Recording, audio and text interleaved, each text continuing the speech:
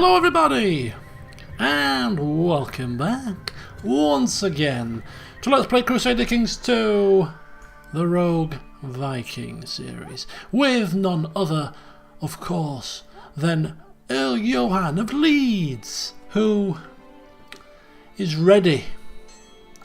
It's the start of a new year, which means it's a good time to repent. It's a good time to reflect on one's past year, past few years perhaps, and to do penance. I think we've got to wait just a smidgen longer though, till the 15th of February. But we're in preparation for that day because it's going to be an arduous affair for Earl Johann. We've seen in the past what happens when he tries to focus his mind on nothing but repentance. He gets a little bit bored due to his diligent nature. He tries to find other things to do. Only this time, he won't fall foul of that trap. He shall complete his penance. And then it shall be done. But in the meantime, we have something that we're going to do. You see, we've been talking with Duke Adred about his brother, King Aethelstan, trying to get him to do something about East Anglia. And ever the good friend that Duke Adred is, he has talked to his older brother about what we have been telling him and the information we have been passing, which has come from our holy spy master, whose name now escapes me. Eadsiger, of course. How could I forget? He's also been telling his older brother about just how pious we are and how he has been enlightened. His eyes have been opened up to the Catholic faith and the virtues of good rulership. You know, we've taught him many things, and he's told his brother this, and his brother, King Aethelstan, is rather interested to meet Earl Johann, to meet this man that has made such a big impression on his younger brother. And so, to start the session off, Earl Johann, getting ahead of ourselves, is going to take a trip down south to meet the king himself. Oh yes. And whilst there, of course, we'll offer the king the usual courtesies and all that. And then we'll take the opportunity whilst down there just to offer him some spiritual guidance. He's a proud man. That's a vice. So we'll perhaps talk to him about the features and the ways of a good Christian, and also whilst we're there we'll try and impress upon him in person just what should happen to East Anglia. So we'll see if he takes heed of Johann's holy advice.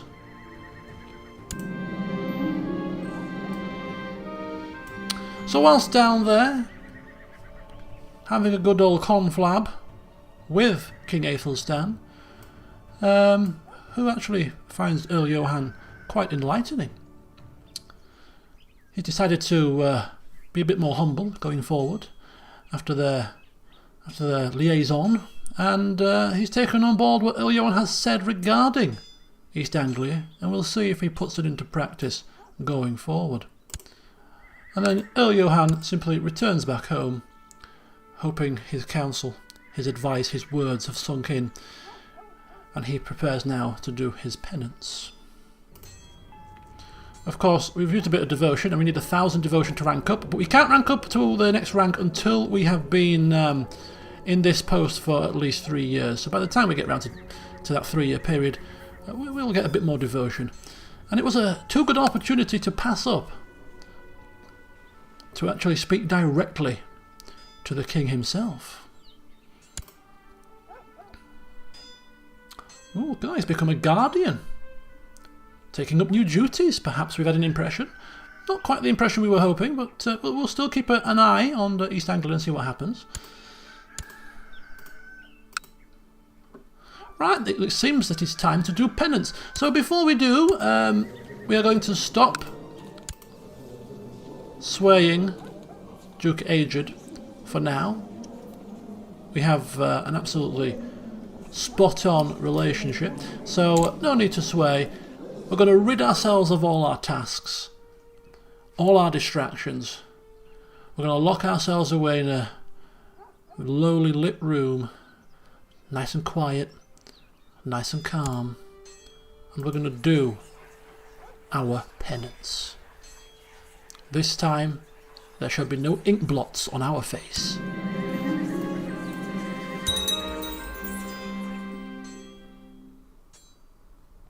Oh, we have become malnourished. I think he's taken his penance slightly too far. We did not tell you to stop eating. We just told you to stop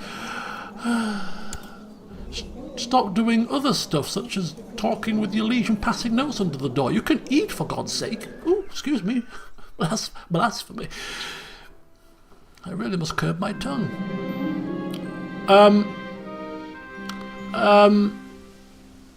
Penance, Earl Johann? Penance? Let's hope that's a delayed message and that happened yeah, obviously that happened before penance started. As I said, he had to clear his diary before doing it, and it seemed he certainly cleared it all right, and after a few weeks she got a bit of a sign. Okay. Ooh, our wife seems to be going through a particular harsh pregnancy rather. Perhaps it would be best for her to retire for a few months from public life and think of her health during this delicate period. Of course. Will she take umbrage? Have we been too overprotective? Or should we let her be a woman of her own mind? You know what? We're supposed to be doing penance. We can't stress ourselves with such things. She is a grown woman. She's not stupid. Let her make her own mind up. Right, Johann, concentrate on what you're doing. No distractions, okay? That's all we ask. Goodness me, how hard we try. But when you're diligent and you've got things to do, it's just very difficult to keep your mind free from those niggles. Why is she on a pilgrimage? Why is she on a pilgrimage? You're pregnant. Where have you gone? She's gone on a pilgrimage, apparently. We didn't say go on a pilgrimage, love. Goodness me. I think you should retire from... We didn't tell her this, obviously. We let her think. But, can you just retire from public life? Do you know what? I'm going on a pilgrimage. No. That's not what I meant. Okay, so there is a bountiful well of wisdom in the Bible. So we've been reading the Bible whilst doing penance. And, of course, we have uncovered new meanings in several passages, which we have never previously given much thought. God has shown me the light. We are making progress. Very good, Mr. Johann. Keep going. His wife, of course, has gone on a pilgrimage without our say-so. We'd have stopped her. this is ludicrous. She's taken advantage of us being secluded in penance, and she's just taken herself off on a pilgrimage. We're going to get a nasty shock when we come out of our penance. And where's my wife? She's gone to Rome. Excuse me. Excuse me. Duchess of Somerset has created the title Duchy of Somerset.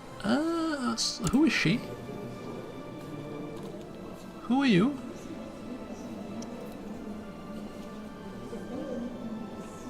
How does she come to power?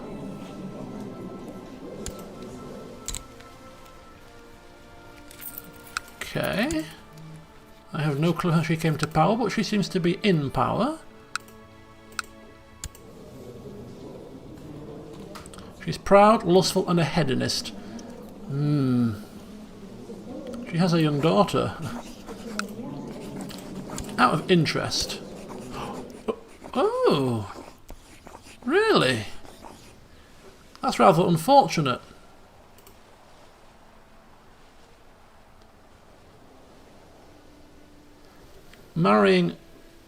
Betrothing our son to this woman's daughter?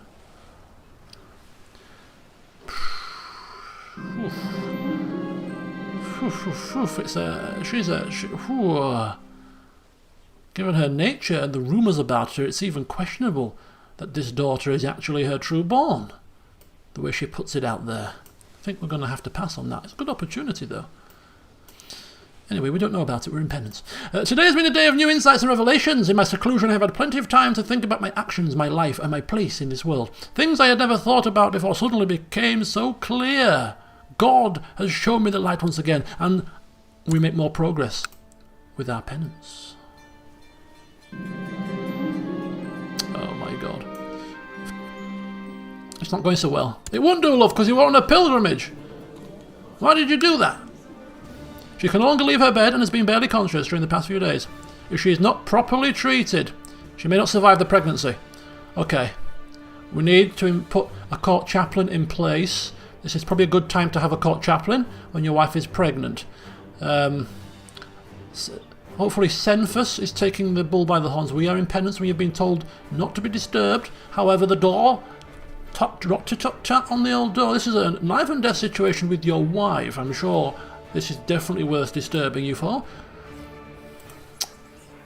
Okay, now we were trying to get one through recruit court physician, and the reason being we are aware that we can actually we can put anybody as a court physician. Hell, we even put Bishop Uthred as court physician. If you remember, he cured us of our pneumonia. Can he become court physician now? I don't think he can because he's got land. There's nobody in our council that is suitable to be court physician. Or our court, rather. There's nobody holy enough. And even if we go forth to try and find somebody holy in the realm, it's looking pretty grim. This is the best we've got. He's a mastermind theologian. That might help. It's going to require some cash to come up the road. It is on the low side. However, given that our wife is lying in bed having a really bad pregnancy, I really don't think we can take the risk.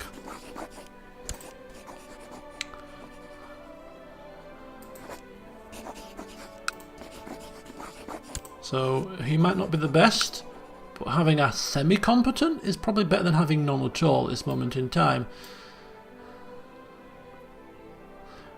So we're going to send forth the priests to pray for her. We're going to send forth the court chaplain to pray for her whilst we wait for the arrival of our new court physician. And we continue to do our penance.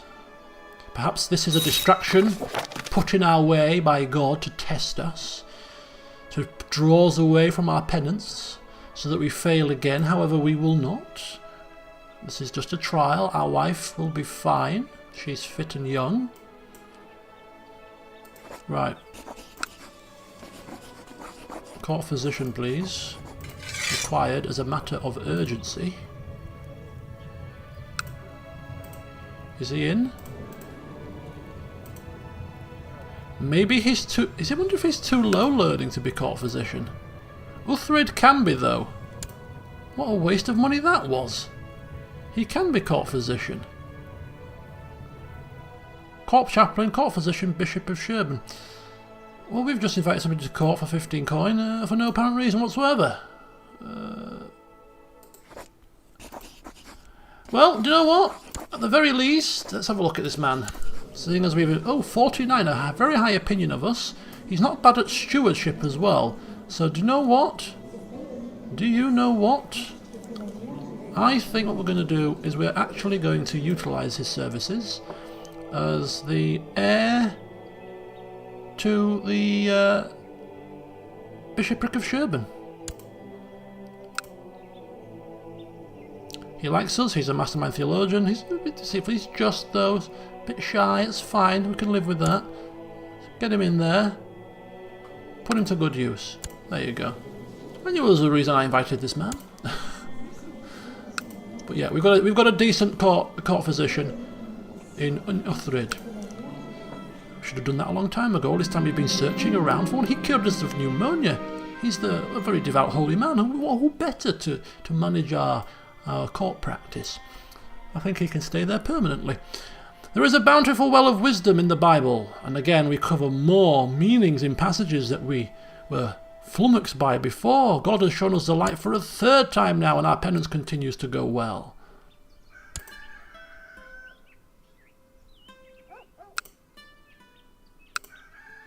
Right, let's bump it up to 3 speed here. Didn't realise it was on 2 speed.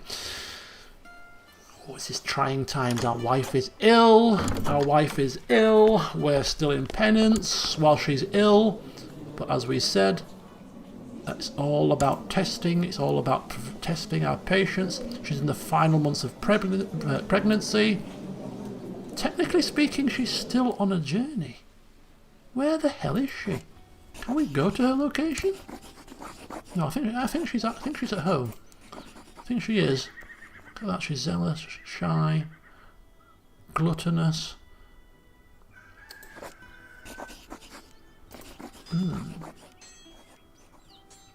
Pregnancy, praying. She's praying fervently, together with Uthred.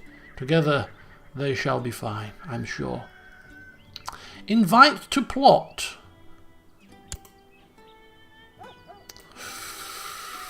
Oh, now here's a decision. Here is a decision and a half. He's plotting to revoke the county of Yordale from Bertnoth. He's now asking us to back this plot. Oh. Holy flipping cow. Now let's assess the situation here. Let's assess. This man doesn't have anything massively negative.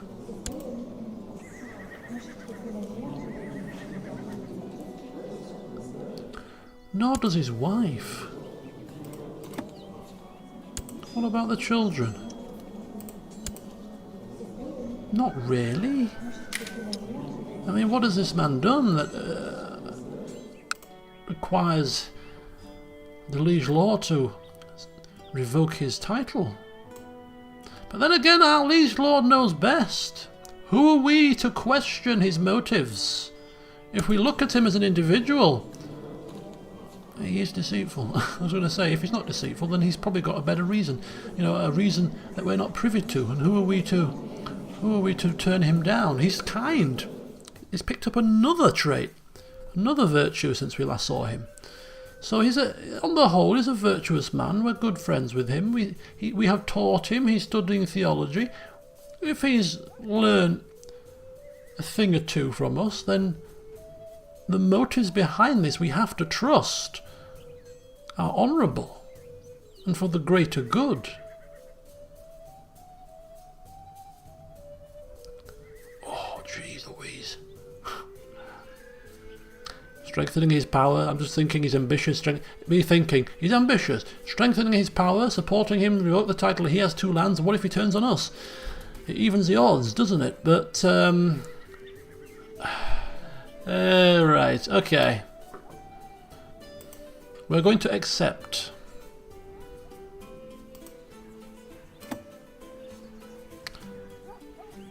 It's now at 160% plot power.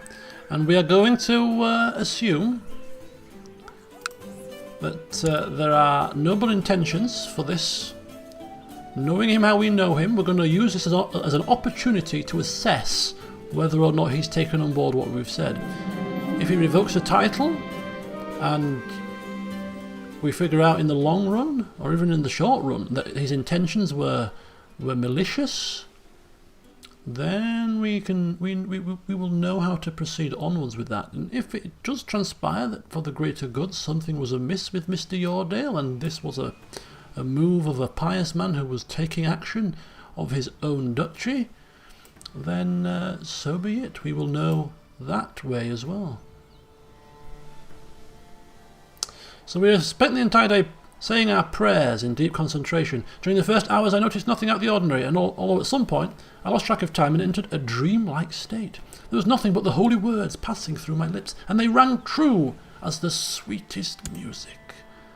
Seems like penance is going much better this time around, and we have a daughter! Look at that, we have a daughter! My wife could be dying. My wife could be dying in child labour. This could be a second wife we lose.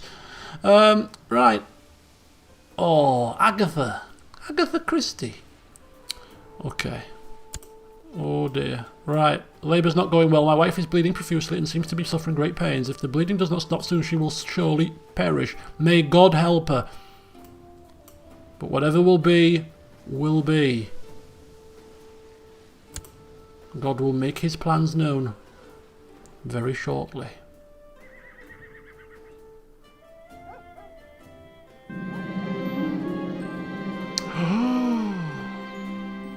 Your dedication to religious pursuits has been noticed around the realm. Among others, it has quite impressed Bishop Uthred of Sherborne. You have maintained correspondence on various religious and philosophical matters for some time and find that you are rapidly becoming good friends. Oh, look at that. Hopefully not while you've been doing your penance, though. Oh no. I think she's gone mad. My wife, Aelswith, went through an extremely painful and dangerous labour, and while her body managed to survive largely unscathed, her mind was unfortunately shattered by the hellish experience. Oh, she's becoming infirm. Oh no.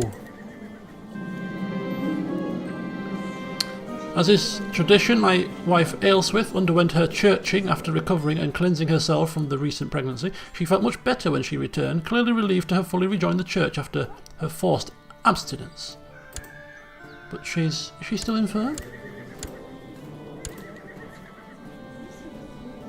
Infirm and sickly. But she's alive. That's as much as we can be blessed. Oh! Well, well, well. The things are developing here. What an eventful year. Whilst we've just been locked away. Look who's died. Oh, we'd say we're upset, but we're probably not. Mr. Drunkard, cynical, alcoholic, gluttonous man. Yes, he's passed away, and now his son has taken control of Mercia. He's only 5, but he's been educated by his mother, who's, apart from being lustful, is actually not too shabby at all. She's the one-handed one, right? Oh, yes. And again, just out of interest, what about a betrothal to our newborn baby daughter, Agatha? Oh, look at that. Match made in heaven, perchance. Interesting. So we have a couple of opportunities for betrothals now. I did look at, right before the session started, I looked at betrothals and none were really fitting the bill. Seems that during the session, things have now moved on.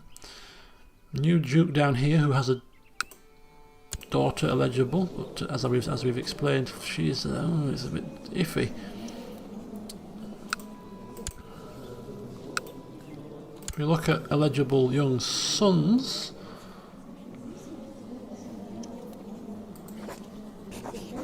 betrothal there. Yep.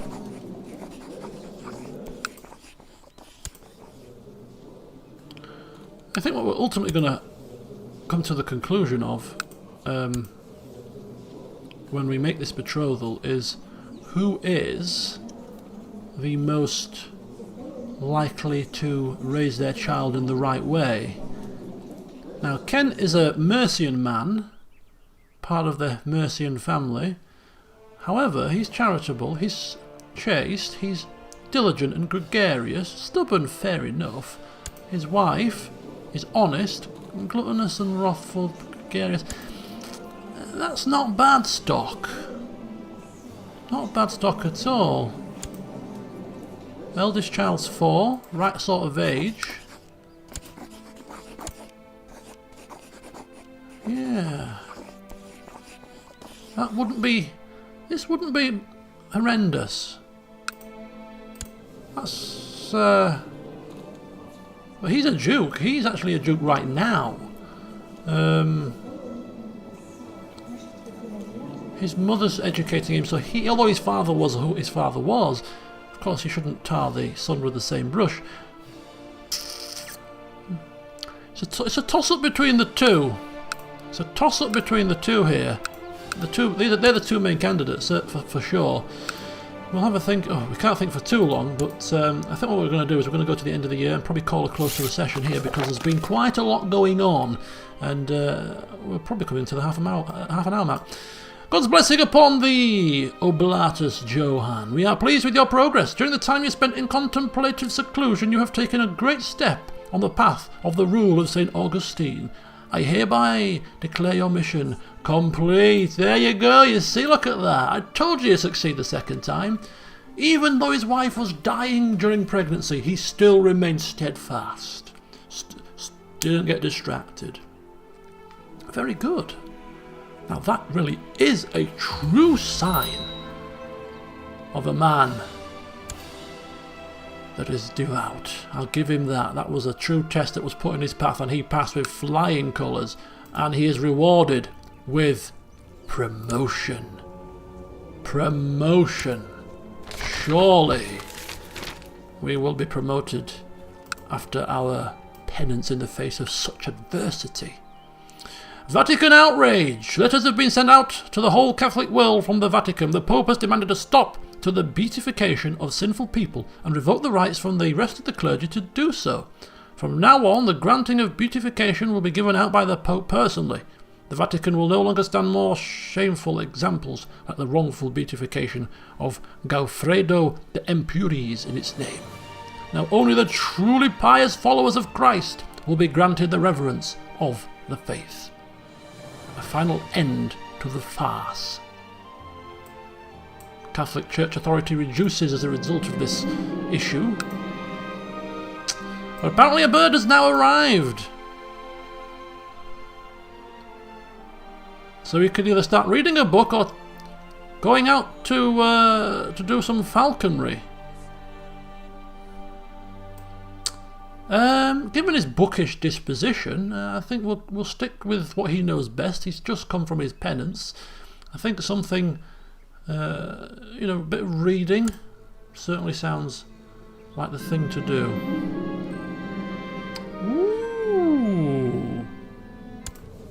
Ooh, look at this! My wish to become a better Catholic has led me to the rule of St. Augustine. As I have followed this holy path, I have noticed that my sense of ego and need for recognition has all but vanished. This change has helped me focus on the things which really matter. Praise to God. We have become humble. Look at that, this man knows no bounds. And now we are going to the monastery as a newly promoted humble member of the society to spread forth our word, our advice to the underlings, to share our knowledge and wisdom about what it is to be a good Catholic. And may they heed his advice. And of course, we are being inspired by our book of poetry. As if we need any more inspiration. Any more inspiration, this man's brain will explode. And we have been given permission to be ranked up. And just as I was about to pause it to end the session, we get something else. More penance. Okay, we'll accept the mission. But we need a break from penance, man. We've just done it successfully. I think that might be a constant thing. You just get it all the time and you just do penance when you need to do it. I'm not sure. I'll have to read up on that. How long you can have it in your intrigue menu before you're sort of considered to have had it for too long. But it was good to see that he's successful last time. So yes, we'll end the session here on a promotion. Commissus Johann. Commissus. Let's have a look at the list of the members. So Conversus is the top tier. But here we are, look at that. Commissus. One rank away. With a decent amount of devotion. Decent amount of member score. Becoming very, very quickly an important member of the society. Very good indeed. After another 3 years, people, we may be knocking on the door of the upper echelon, the top tier, the penthouse suite. Oh, and what could we do when we get to that level? Oh, the mind boggles. The mind boggles indeed. Right. So, my friends, I'll just quickly...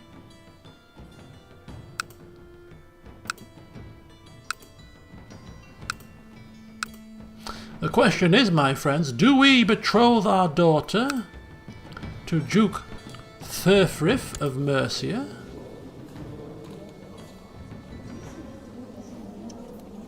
Do we betroth our daughter to Aelfrith of Mercia, the next Duke to be of Kent? Or do we consider alternative option? I think it's a bit too early to be marrying abroad. And the king, I don't believe has... Oh, the king... Ooh! Hang fire 1 second before we end the session. Prince Edward of England. A prince? Surely not. Surely no. Oh! The king's own son. Now, he's not necessarily a future king because of the elective, but nonetheless, we have spoken with him, spiritual guidance. We know he's a pious king. He's got some lovely traits. I don't think I need to ask any further questions here, but I won't do it now. I will do it at the start of the next... And he's been baptized by the Pope himself! Oh... it's a no-brainer. It's a no-brainer. I'm sorry, that's a no-brainer. The man is the son of a pious king, a king that we have just given spiritual guidance to, and he has been personally baptized by the Pope. That is the kind of guy that our daughter needs to marry. And may they long be happy. Yes, indeed. Right. Until next time, we'll see what fun and games Johann gets up to next. But until then, see you soon.